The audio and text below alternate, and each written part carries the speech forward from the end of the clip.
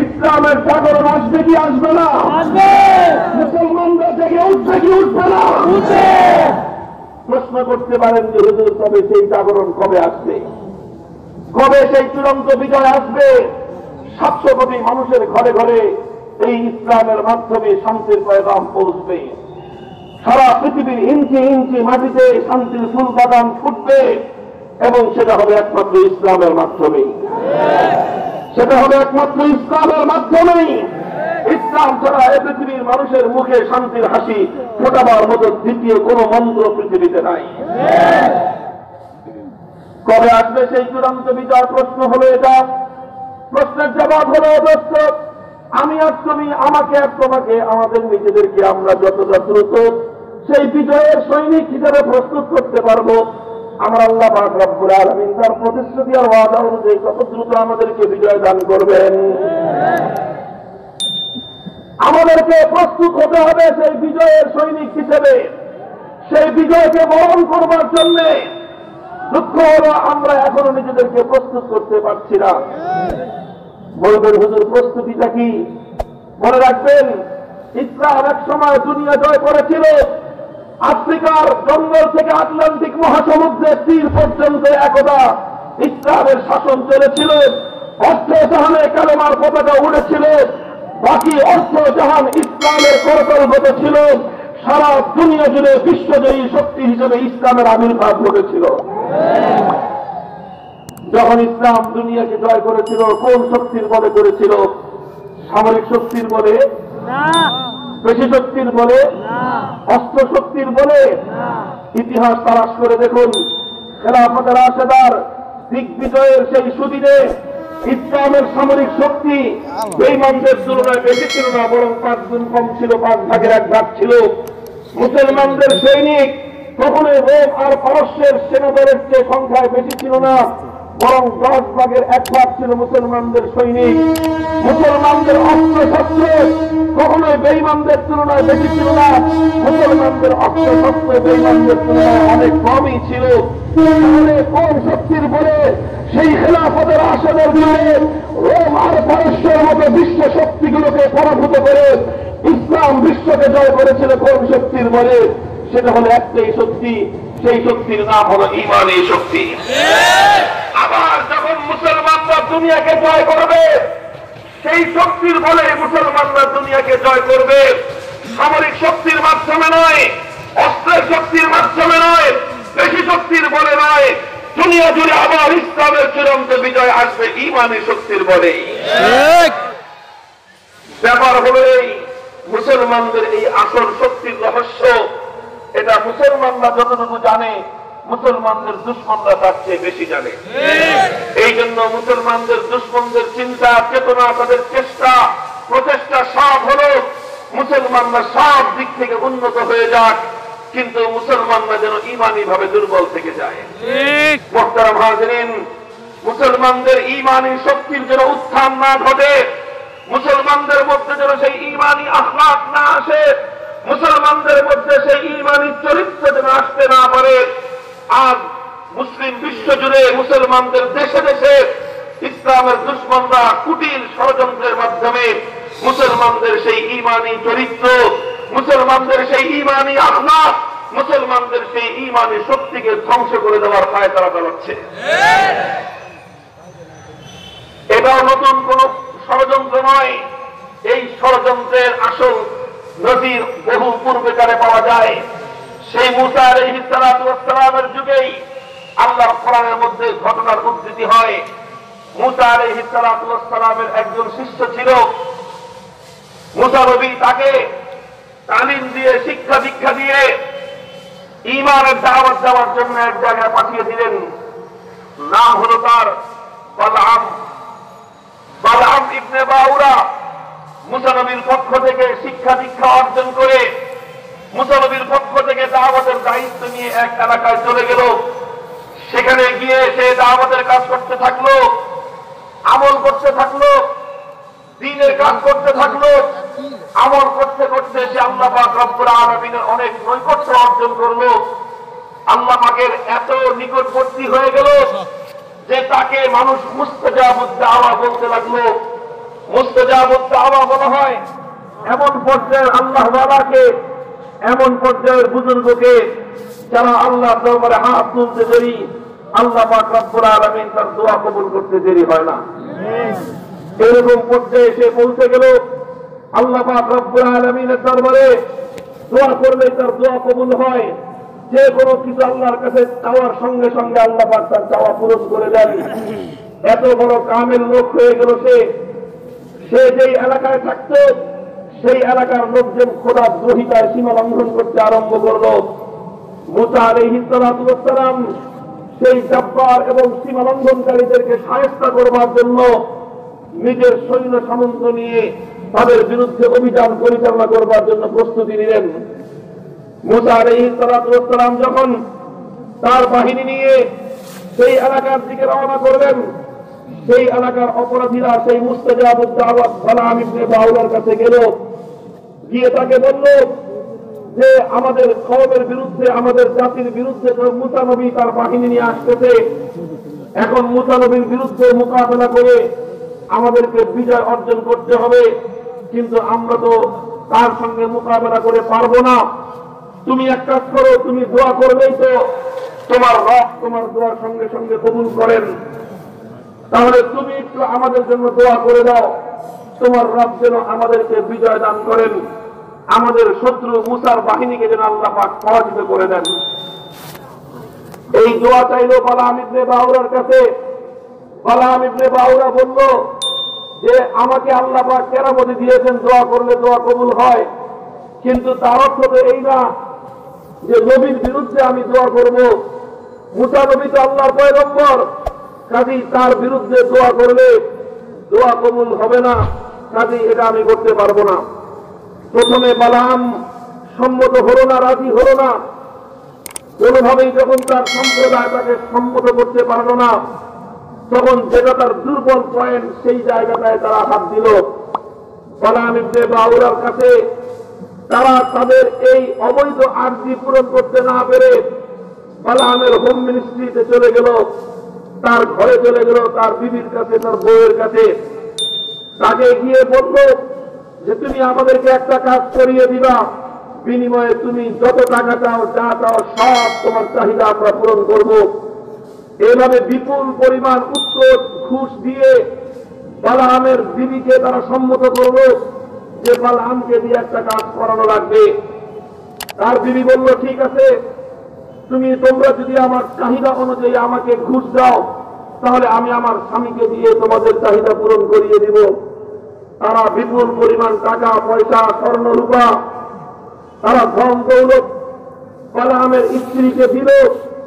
তখন বালামের স্ত্রী বালামের পিছনে লাগলো, বলল যে তুমি তোমার কওমের জন্য আল্লাহর কাছে দোয়া করো যেন তোমার কওমকে আল্লাহ বিজয় দান করেন, তাদের শত্রু মুসা নবীর বাহিনীকে যেন আল্লাহ পাক পরাজিত করেন। প্রথম তো বালাম সম্মত হয় না, প্রস্তুত হয় না, কিন্তু কয়দিন আর অপ্রস্তুত থাকা যায়? বোরের ফান্দে পড়লে তো শেষ পর্যন্ত পুরুষদেরকে কুপকাট হওয়াই লাগে। একটা পর্যায়ে গিয়ে দেখা গেল নানা ছলে বলে কৌশলে একটা পর্যায়ে বালাম সম্মত হলো, ঠিক আছে আমি মুসা নবীর বিরুদ্ধে বদদোয়া করব, আমার কওমের সফলতা কামনা করে দোয়া করব। বালামের একটা ইবাদতের খানকা ছিল, জায়গা ছিল পাহাড়ের উপরে, সেখানে গিয়ে সে দোয়া করত, ইবাদত করত। সে মুসা নবীর বিরুদ্ধে বদদোয়া করবার জন্য যখন সে তার গাধার পিঠে আরোহণ করলো, পাহাড়ের উপর সওয়ার হবে, পাহাড়ের উপর আরোহণ করবে, আল্লাহ পাক রব্বুল আলামিন গাধার গতি রুদ্ধ করে দিলেন। গাধা কোনোভাবেই বালামকে নিয়ে উপরের দিকে উঠতে চায় না, অনেক আঘাত করলো, পিটালো, কিন্তু কোনোভাবেই এই অবলা প্রাণী খোদার দ্রোহিতার দিকে এক কদম সামনে অগ্রসর হলো না। এটার পিছনে, এটার মধ্য দিয়ে বালামের জন্য সতর্ক সংকেত ছিল, কিন্তু সে এই সতর্ক সংকেত গ্রহণ করল না, বরং সে গাধাকে সম্মত করতে না পেরে গাধার পিঠ থেকে নেমে পড়ল। পায়ে হেঁটে সে তার নির্দিষ্ট জায়গা পর্যন্ত পৌঁছে গেল। নির্দিষ্ট জায়গায় পৌঁছে সে যখন হাত তুলল মুসা নবীর বিরুদ্ধে আল্লাহর কাছে বদদোয়া করবার জন্য, যখন সে তার চেষ্টা এবং তার অপকর্ম পূর্ণ করল, আল্লাহর পয়গম্বরের বিরুদ্ধে আল্লাহর কাছে নালিশ জানায়, কত বড় বদতমিজ আর কত বড় আহমক আর কত বড় বেওকুফ। যখনই সে হাত তুলেছে, আমার আল্লাহ পাক রব্বুল আলামিন দেখলেন এ তো তার অপরাধের কলকলা পূর্ণ করে দিয়েছেন। আল্লাহর পক্ষ থেকে তার উপর গজব নাজিল হয়ে গেল। বালামের উপর গজব নাজিল হলো দুটো গজব। প্রথম গজব হলো এই, তার জিহ্বা, তার মুখ, এটা এখন আর তার নিয়ন্ত্রণে নাই।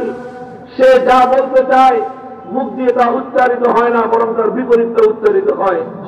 সে বলতে চায় মুসা নবীর বিরুদ্ধে, তার মুখ দিয়ে বের হয় মুসা নবীর পক্ষে। সে বলতে চায় তার অপরাধী জাতির পক্ষে, তার মুখ দিয়ে বের হয় তার অপরাধী জাতির বিরুদ্ধে। সে যাই বলতে চায় সেটা তার মুখ দিয়ে আর উচ্চারিত হয় না। যখন এভাবে কিছুক্ষণ দেখলো, বালাম বুঝতে পারলো আমার উপরে আল্লাহর গজব পতিত হয়ে গেছে। 2 নম্বর গজব হলো তার উপরে যে সে যেই জিহ্বা দিয়ে, যেই মুখ দিয়ে আল্লাহর পয়গম্বরের বিরুদ্ধে মুখ খুলতে চেষ্টা করেছিল, আমার আল্লাহ পাক রব্বুল আলামিন তার ওই মুখ থেকে তার জিহ্বাটা টেনে বের করে দিলেন। কেমন ভাবে? যেমন নাকি কুকুরের জিহ্বা 24 ঘন্টা বাইরে বের হয়ে থাকে। ফামাসালহু কামাসালিল কালব ইন তাহমিল আলাইহি ইয়ালহাস আও তাতরুকহু ইয়ালহাস। কুকুরের জিহ্বা যেরকম 24 ঘন্টা মুখের বাইরে আধা ঝুলতে থাকে, বালাম ইবনে বাউরার জিহ্বাটাকে আল্লাহ পাক কুকুরের মতো ঝুলিয়ে দিলেন। আধা হাত নিচে ঝুলতে আরম্ভ করলো। আল্লাহর পক্ষ থেকে 2 আযাবে পতিত হয়ে গেল বালাম ইবনে বাউরা। এই অভিশপ্ত ব্যক্তি যখন সে লক্ষ্য করল যে আমার তো কেরামতি শেষ, যেই কৌশল নিয়ে জাতিকে আল্লাহর পয়গম্বরের বিরুদ্ধে বিজয়ী করবার জন্য চেষ্টা করেছিল, সেই চেষ্টা যখন ব্যর্থ হয়ে গেল, এখন সে চিন্তা করল মুসা নবীর কারণে আজ আমার এই পরিণাম।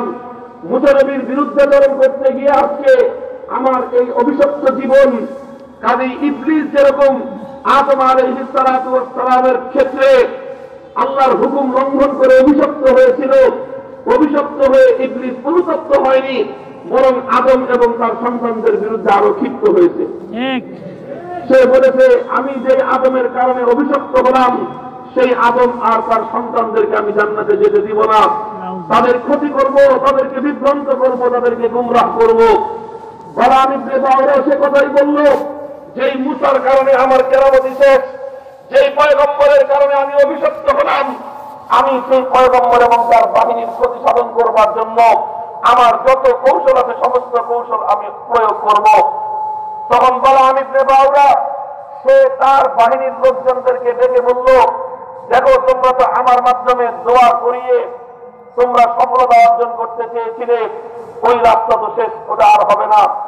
এখন যদি তোমরা মুসা নবীর এই বাহিনীকে পরাস্ত করতে চাও, পয়গম্বরের সৈনিকদেরকে যদি তোমরা পরাজিত করতে চাও, তাহলে তোমাদের একটাই উপায় আছে। কি উপায়? যে নবীর বাহিনীর সৈনিকদের চরিত্র হনন করো, নবীর বাহিনীর সৈনিকদের চরিত্র চিন্তাই করো, ওদের চরিত্রে ধস নামিয়ে দাও। কিভাবে ওদেরকে চারিত্রিক ভাবে দুর্বল করবা? তোমাদের জাতির মধ্যে যত সুন্দরী যুবতী রমণী আছে, সমস্ত সুন্দরী যুবতী রমণীদেরকে সাজিয়ে গুছিয়ে যে কোনো বাহানায়, যে কোনো ছলচাতুরির আশ্রয়ে মুসা নবীর সৈনিকদের মধ্যে পাঠিয়ে দাও। বিভিন্ন পণ্য বিক্রি করার অজুহাতে কেউ চীনাবাদাম, কেউ ঝালমুড়ি, কেউ চানাচুর ইত্যাদি বিক্রি করার নামে, কেউ বিভিন্ন অলঙ্কারাদি, কেউ ওই আংটি, বালা, গলার হার ইত্যাদি এগুলো বিক্রি করার নামে তাদের মধ্য থেকে যুবতী রমণীরা, সুন্দরী মেয়েরা সেজে গুছে ইত্যাদি জিনিসগুলো নিয়ে মুসা নবীর সৈনিকদের মধ্যে ঢুকে পড়ল।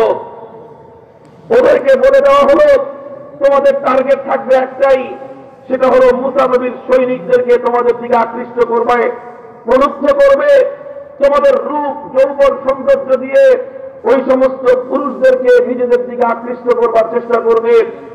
অতঃপর তোমার এই কামনীয় রূপ যৌবন সৌন্দর্যের দিকে মোহিত হয়ে, মুগ্ধ হয়ে মুসা নবীর সৈনিকদের মধ্যে কোনো একজন পুরুষ যদি তোমার দিকে আকৃষ্ট হয়ে পড়ে, তাহলে সঙ্গে সঙ্গে তুমি তাকে আপন করে নিবে। অতঃপর সে যদি তোমাকে কোনো কুপ্রস্তাব দেয়, কাল বিলম্ব না করে তার সঙ্গে কুকর্মে লিপ্ত হওয়ার জন্য তোমরা প্রস্তুত হয়ে যাবে। এই বুদ্ধি পরামর্শ দিয়ে এই ষড়যন্ত্রের জাল বিস্তার করে শত শত যুবতী সুন্দরী রমণীদেরকে মুসা নবীর বাহিনীর মধ্যে ওরা প্রেরণ করে দিল।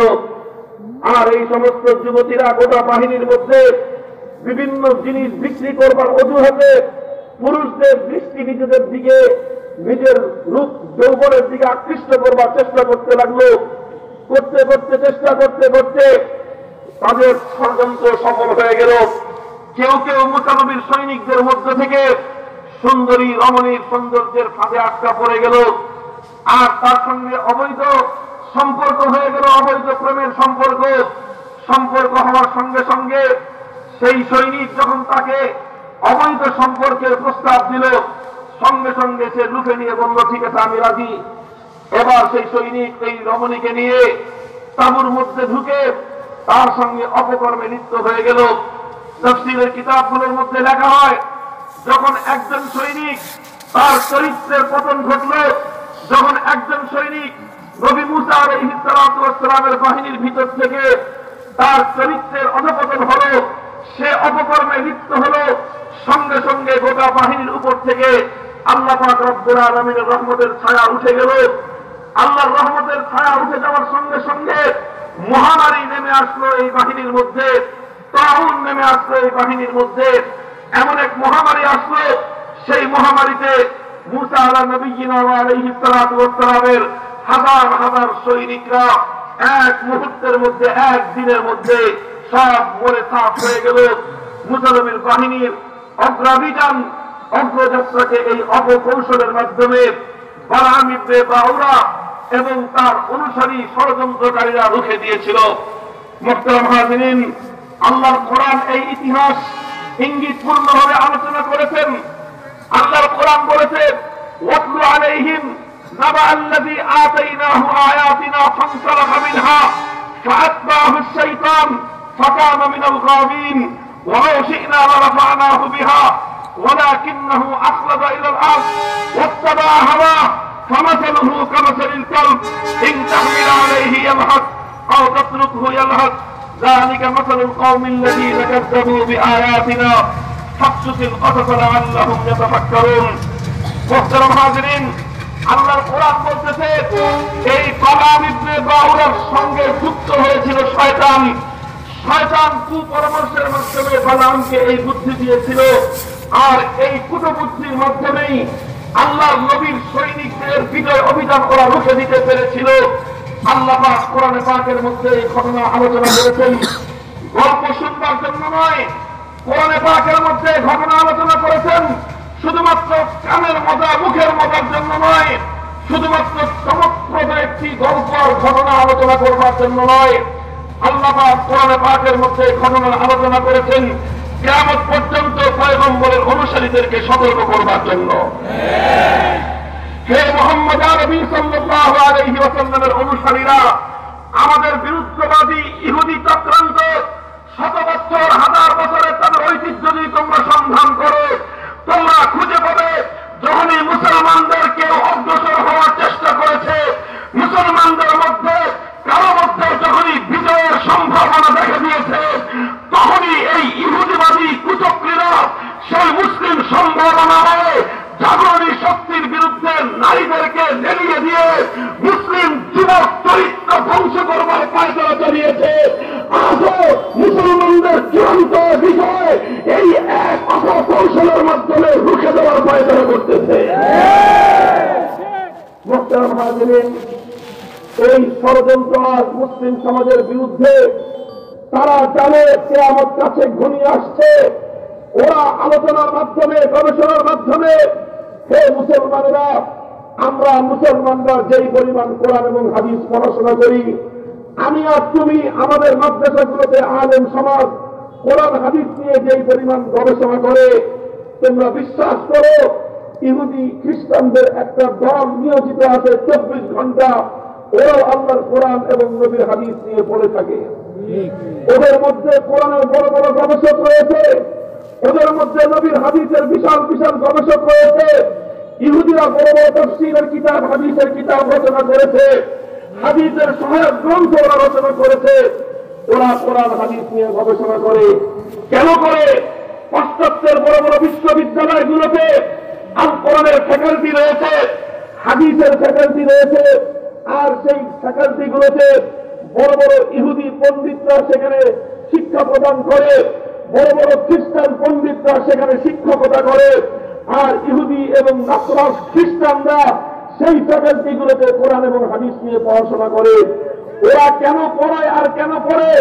কান খাড়া করে সতর্কতার সঙ্গে শুনে রাখো, ইহুদিরা কোরআন পড়ে, খ্রিস্টানরা কোরআন পড়ে আল্লাহর কোরআন থেকে হেদায়েত সন্ধান করবার জন্য নয়।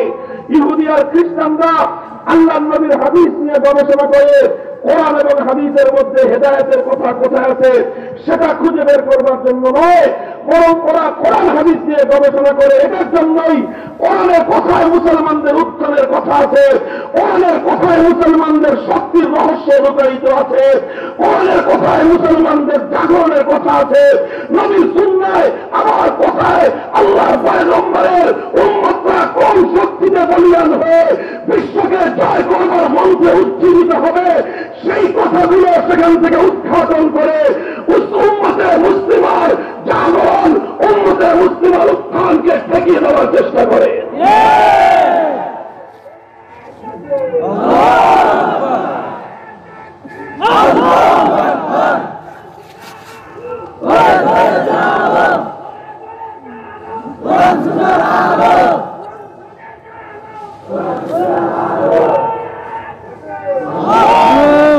ইহুদি খ্রিস্টানদের এই গ্রেট মিশন, তাদের মহাপরিকল্পনা, তাদের এই বিশাল নীল নকশা, এটা তারা বাস্তবায়ন করছে। ইহুদি খ্রিস্টানরা তো ইসলামের বিরুদ্ধাচরণ করবে, ইসলামের বিরুদ্ধে ষড়যন্ত্র করবে, ইসলামের বিরুদ্ধে ওরা চক্রান্ত বাস্তবায়ন করবে, এটাই স্বাভাবিক। এটা নিয়ে দুঃখ নাই।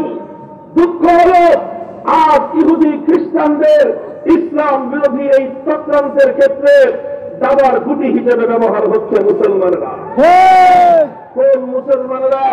সবচেয়ে বড় আফসোসের বিষয় হল পৃথিবীর মানচিত্রে 55টি মুসলিম দেশ আছে, 1-2টি মুসলিম রাষ্ট্রের কথা বাদ দিলে 50-এর অধিক মুসলিম দেশের শাসক বর্গ আর ইহুদি খ্রিস্টানদের কিরণক হিসেবে ওদের এজেন্ডা মুসলিম সমাজের মধ্যে বাস্তবায়ন করবার পায়তারা করছে।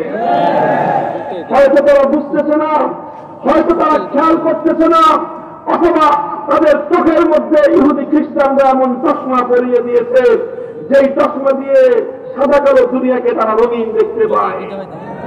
বড় দুঃখ এবং আফসোস লাগে। 55টি মুসলিম দেশ নিয়ে আমি কথা বলার এত বিশাল পরিসরের প্রয়োজন আমার নাই।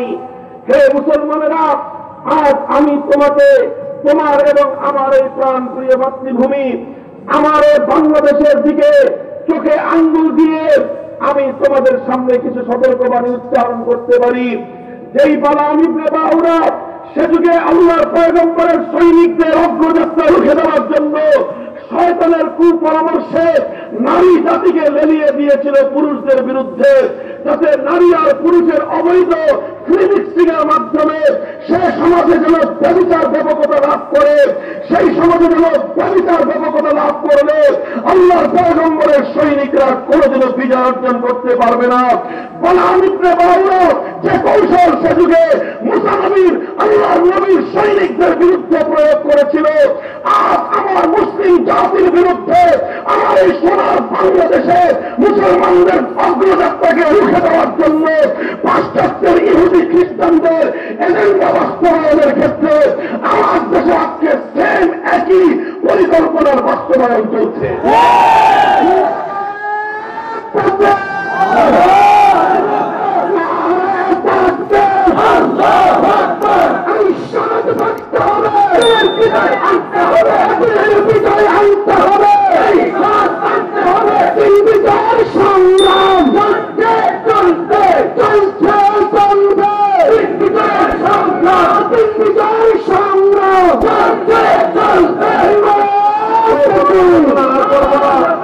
মৌলিক একটি কথা লম্বা সময় নিয়ে আমি আপনাদের সামনে উপস্থাপন করলাম। আখেরি কথা, দৃষ্টান্ত হিসাবে, এক্সাম্পল হিসাবে আমার বাংলাদেশের কয়েকটা চিত্র আমি আপনাদের সম্মুখে তুলে ধরব। যে কথাটা আমি বলবার চেষ্টা করেছি, ওরা গবেষণা করে ঠিকই নির্ধারণ করেছে মুসলমানদের শক্তির রহস্য কোথায়। ওরা নির্ধারণ করেছে মুসলমানদের জাগরণ হবে কোন শক্তির বলে। এজন্য মুসলমানরা অর্থনৈতিকভাবে শক্তিশালী হয়ে যাক, এতে ওদের আপত্তি নাই। মুসলমানরা সামরিকভাবে শক্তিশালী হয়ে যাক, এটা নিয়েও ওদের তত বেশি মাথা ব্যথা নাই। মুসলমানরা শিক্ষা দীক্ষায় উন্নত হয়ে যাক, এটা নিয়েও ওদের মাথা ব্যথা নাই। মুসলমানরা বিজ্ঞানের ক্ষেত্রে উন্নতি করুক, এটা নিয়েও ওদের মাথা ব্যথা নাই। মুসলমানরা টেকনোলজি প্রযুক্তির দিক থেকে উন্নত হয়ে যাক, এটা নিয়ে ওদের মাথা ব্যথা নাই। সারা উম্মত মুসলিমের ডিজিটাল হয়ে যাক, এটা নিয়ে ওদের সমস্যা নাই। ওদের সমস্যা হলো মুসলমানদের যুব প্রজন্ম যদি আজকে ইমানি শক্তিতে বলিয়ান হয়ে যায়। আর তাই যুব শক্তির ইমানি উত্থানকে ঠেকিয়ে দেওয়ার জন্য যুব চরিত্র ধ্বংস করবার যত রকম অপকৌশল থাকতে পারে, হ্যাঁ যুব সমাজ সমস্ত অপকৌশল গুলো আজ আমাদের যুবকদের বিরুদ্ধে, মুসলিম জাতির বিরুদ্ধে পরিচালিত হচ্ছে। ছোট্ট একটা দৃষ্টান্ত দেই, শুধুমাত্র লম্বা কথা না। একটা দৃষ্টান্ত হল আমার সমাজে সামাজিকভাবে রাষ্ট্রীয়ভাবে নারীদের বেহায়াপনা উলঙ্গপনাকে আজ প্রমোট করা হচ্ছে বিভিন্নভাবে। সুন্দরী প্রতিযোগিতার নামে নারীর দেহের সৌন্দর্য, নারীর দেহের কামনা বাসনাগুলোকে হাজারো লক্ষ পুরুষের চোখের সামনে উপস্থাপন করবার জন্য সুন্দরী প্রতিযোগিতার নামে বেহায়াপনার আখড়া বসানো হয়। সুন্দরী প্রতিযোগিতার কি অর্থ? সুন্দরী প্রতিযোগিতার অর্থ হল একটা নারীর দেহের গোপন যে সমস্ত সৌন্দর্যগুলো রয়েছে, একটা নারী দেহের যত কমনীয় সৌন্দর্য রয়েছে, সেই সৌন্দর্যগুলোকে পুরুষের সামনে কিভাবে উপস্থাপন করা যায়, সেই উপস্থাপন করবার কৌশলের নামই হল সুন্দরী প্রতিযোগিতা।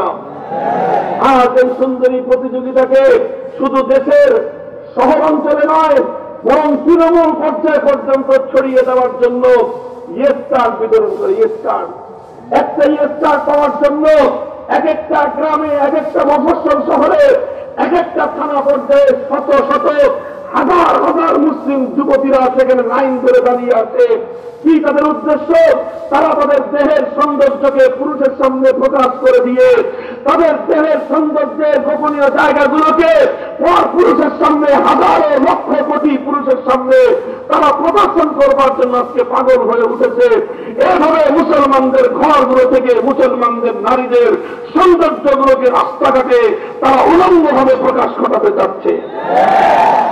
নায়িকা নির্বাচনের নামে, গায়িকা নির্বাচনের নামে, মডেলিংয়ের নামে, বিভিন্ন নামে আজ মুসলিম যুব সমাজের চরিত্র ধ্বংস করবার জন্য যুবতীদের দৈহিক সৌন্দর্যকে হাতিয়ার হিসেবে ব্যবহার করে মুসলিম জাতির ইমানি, চারিত্রিক, নৈতিক ধস নামিয়ে দেওয়ার প্রয়াস চলছে। মোহতারাম হাজিরিন, এগুলোর বিরুদ্ধে কথা বললে আবার আমাদেরকে লিস্ট করা হয়, তালিকাভুক্ত করা হয়। নাটকের বিরুদ্ধে তারা কথা বলে, নায়িকাদের বিরুদ্ধে তারা কথা বলে, অশ্লীলতার বিরুদ্ধে তারা কথা বলে, সিনেমার বিরুদ্ধে তারা কথা বলে, তালিকা করে আমাদেরকে হুমকি প্রদান করা হয়। আল্লাহর জাতের কসম করে বলতে পারি, শুধুমাত্র তালিকা নয়, গলার মধ্যে ফাঁসির রশি ঝুলতে পারে মুসলিম যুব চরিত্রকে রক্ষা করবার জন্য। অশ্লীলতার বিরুদ্ধে, বেহায়াপনার বিরুদ্ধে, বেলাল্লাপনার বিরুদ্ধে শুধু বলবই নাই, প্রয়োজনে যুদ্ধ ঘোষণা করতে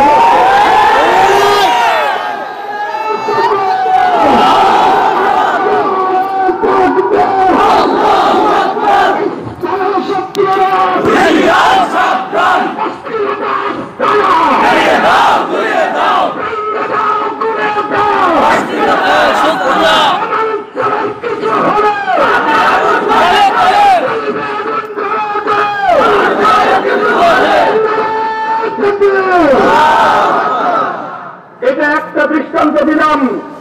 আরেকটা দৃষ্টান্ত হল আমাদের জাতীয় শিক্ষা ব্যবস্থায়। জাতীয় শিক্ষা ব্যবস্থাটাকে এমন ভাবে প্রণয়ন করা হয়েছে, শিক্ষার বিরুদ্ধাচরণ তো করা সম্ভব নয়।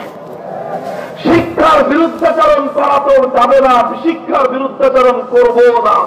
কারণ ইসলাম কোনদিন নারী হোক পুরুষ হোক কারো শিক্ষার বিরুদ্ধাচরণ করতে পারে না। যে মুসলিম জাতির ঘরে মা আয়েশার মতো বিদ্যার নারী পয়দা হয়, যে মুসলিম জাতির ঘরে উম্মে সালামা রাদিয়াল্লাহু আনহার মতো শিক্ষিত এবং সচেতন নারীর জন্ম হয়, সব মুসলিম জাতি কোনদিন নারী শিক্ষার বিরোধী হতে পারে না। কিন্তু শিক্ষার নামে শিক্ষার চেয়েও মুসলমানদের যুব চরিত্রকে ধ্বংস করবার চেষ্টাটাই যদি বেশি হয়, তাহলে সেটাকেও আমরা শিক্ষার নামে প্রশ্রয় দিতে পারি না। মুসলিম সমাজ আজ এই সমাজের শিক্ষা ব্যবস্থার অভিশপ্ত একটা দিক হল, গোটা সমাজের শিক্ষা ব্যবস্থা হলো আজকে সহশিক্ষা ব্যবস্থা। স্কুলে ছেলেমেয়েরা একসঙ্গে পড়বে, কলেজে ছেলেমেয়েরা একসঙ্গে পড়বে, ফ্যাক্টরিতে ছেলেমেয়েরা একসঙ্গে পড়বে। স্বাভাবিকভাবেই নারীর প্রতি পুরুষের আকর্ষণ, পুরুষের প্রতি নারীর আকর্ষণ পরিণত বয়সে যতটা বেশি থাকে, উঠতি বয়সে তার চেয়ে 1000 গুণ বেশি থাকে। এজন্য আমরা বিভিন্ন সময়ে দেখতে পাই, ফেসবুকে দেখা যায়, সামাজিক যোগাযোগ মাধ্যমে এটা ভাইরাল হয়ে যায়, বিভিন্ন স্কুলের ক্লাস 6, 7, 8, 9 এর ছোট ছোট কোমলমতি উঠতি বয়সের ছেলে মেয়েরা তারা স্কুল ভবনগুলোতে, শিক্ষাগারগুলোতে পড়াশোনা বাদ দিয়ে তারা অবৈধ প্রেমে মুক্ত হয়ে যায়। অবৈধ প্রেম নিয়ে তারা নানা ধরনের কাহিনী করে। দেখতে গিয়ে স্কুলগুলোর মধ্যে আমাদের মেয়েরা সেখানকার শিক্ষকদের তারা ধর্ষণের শিকার হয়। পরিমল বাবুদের হাতে আমাদের মেয়েদের লাঞ্ছনা এবং তাদের ইজ্জতের লুণ্ঠন হয়। স্কুল সর্বোচ্চ ক্লাস 5 পর্যন্ত প্রাইমারি লেভেলের ছেলে মেয়েদের কম্বাইন্ড এডুকেশনের সমস্যার কিছু নাই, কারণ তখন ছেলে মেয়েরা তারা তাদের বয়স এত অল্প থাকে যে সেখানে কোনো সমস্যা নাই। কিন্তু হাই স্কুল লেভেল থেকে ছেলে মেয়েদের সেপারেট শিক্ষা ব্যবস্থা, এটা তাদের নৈতিক চরিত্রের জন্য যেরকম সহায়ক, ঠিক তদ্রুপ উন্নত শিক্ষার জন্য এটা সহায়ক। এটা খুবই সহজ ছিল, এটা খুব সম্ভব ছিল, এটা অসম্ভব কিছু ছিল না। বাংলাদেশে যতগুলো গার্লস, যতগুলো স্কুল রয়েছে, হাই স্কুলগুলো যদি 2 ভাগে ভাগ করা হতো, অর্ধেক গার্লস হাই স্কুল, অর্ধেক বয়েজ হাই স্কুল।